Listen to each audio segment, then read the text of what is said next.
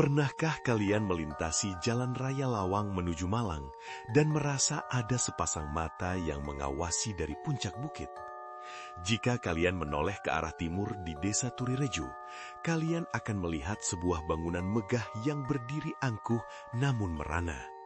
Masyarakat mengenalnya sebagai Wisma Erni, sebuah monumen kesedihan yang dibalut semen dan batu yang konon menyimpan rahasia darah di balik dinding-dindingnya yang mengelupas. Mengapa sebuah rumah semewah itu dibiarkan membusuk selama puluhan tahun? Apakah benar penghuninya tak pernah benar-benar pergi? Rina, seorang mahasiswi tingkat akhir asal Surabaya, selalu menganggap cerita-cerita itu sebagai bumbu penyedap bagi para pencari konten horor. Baginya, logika adalah segalanya. Namun, rasa penasaran itu seperti parasit. Ia tumbuh subur di dalam kepala Rina setelah dia membaca sebuah utas viral tentang pembantaian satu keluarga di wisma tersebut pada malam Natal tahun 90-an. Data dari berbagai sumber menyebutkan bahwa rumah itu dulunya milik seorang pengusaha kaya bernama Nugroho yang membangun istana itu untuk istri tercintanya, Erni. Namun, maut menjemput sebelum kebahagiaan sempat menetap. Ada versi yang menyebut Erni meninggal karena sakit. Namun versi yang lebih gelap dan yang paling dipercaya warga lokal mengatakan bahwa Erni dan seluruh asisten rumah tangganya dibantai secara keji dalam sebuah perampokan yang berakhir dengan genangan darah di lantai marmer. Sore itu, kabut tipis mulai turun menyelimuti Lawang. Rina memarkir motornya di pinggir jalan raya, tepat di bawah kaki bukit. Ia membawa kamera DSLR dan sebuah senter kecil.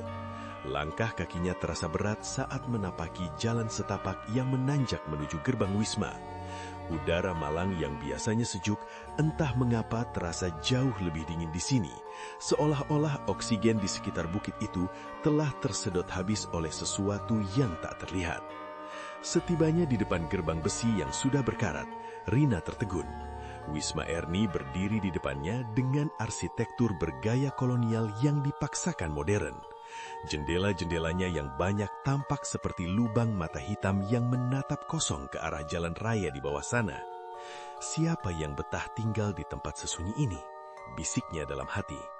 Pertanyaan retoris itu hanya dijawab oleh desiran angin yang menggoyang semak belukar setinggi pinggang. Rina melangkah masuk, bau apek, debu, dan aroma samar kembang melati yang busuk langsung menyergap indera penciumannya. Ia menyalakan senter, cahayanya membelah kegelapan di ruang tamu yang luas. Lantainya tertutup kotoran kelelawar dan pecahan kaca. Di sudut ruangan, terdapat tangga melingkar yang menuju ke lantai 2, tempat yang konon menjadi saksi bisu kemunculan sosok wanita berkebaya merah yang sering menampakkan diri di balkon. Ia mulai memotret. Setiap jepretan kamera terasa seperti memicu detak jantungnya untuk berpacu lebih cepat. Saat ia melewati area dapur, Rina mendengar suara gesekan halus. Serak, serak, seperti suara kain yang diseret di atas lantai berdebu. Ia mematung. Senter diarahkan ke sudut dapur, namun hanya ada bayangan hitam dari lemari tua yang sudah hancur. Hanya tikus. Gumamnya menenangkan diri, meski ia tahu tikus tidak akan menyeret kain sepanjang itu. Rina memutuskan untuk naik ke lantai 2.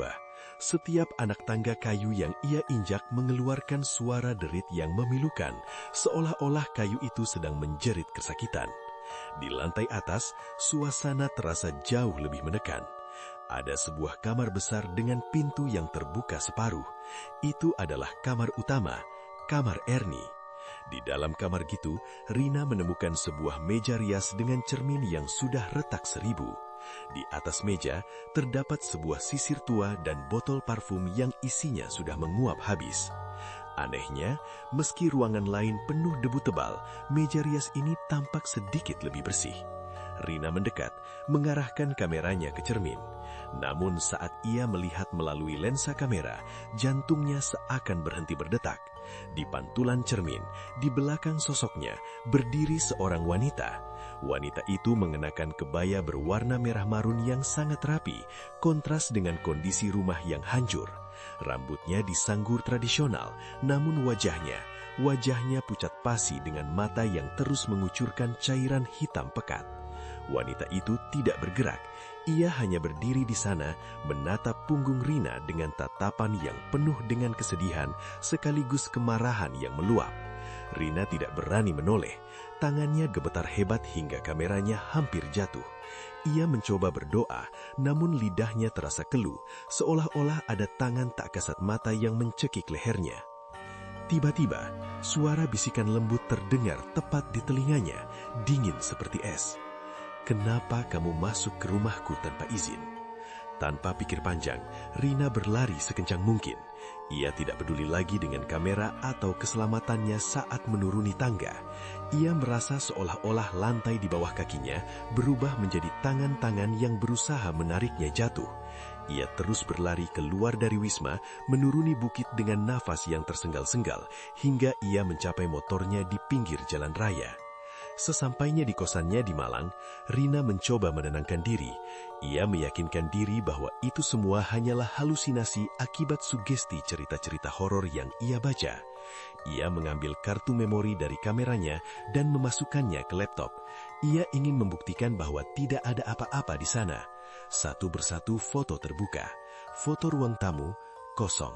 Foto dapur, kosong. Hingga ia sampai kepada foto di kamar utama.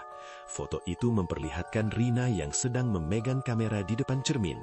Namun di dalam pantulan cermin itu, bukan hanya wanita berkebaya merah yang ada di sana. Di belakang wanita itu, tampak belasan sosok lain. Pria, wanita, dan anak-anak dengan luka menganga di sekujur tubuhnya. Semuanya menatap ke arah kamera dengan mata yang merah membara. Dan yang paling mengerikan adalah foto terakhir yang tidak pernah merasa ia ambil.